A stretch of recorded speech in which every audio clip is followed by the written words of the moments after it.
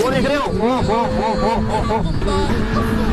ओ, वही फैसला है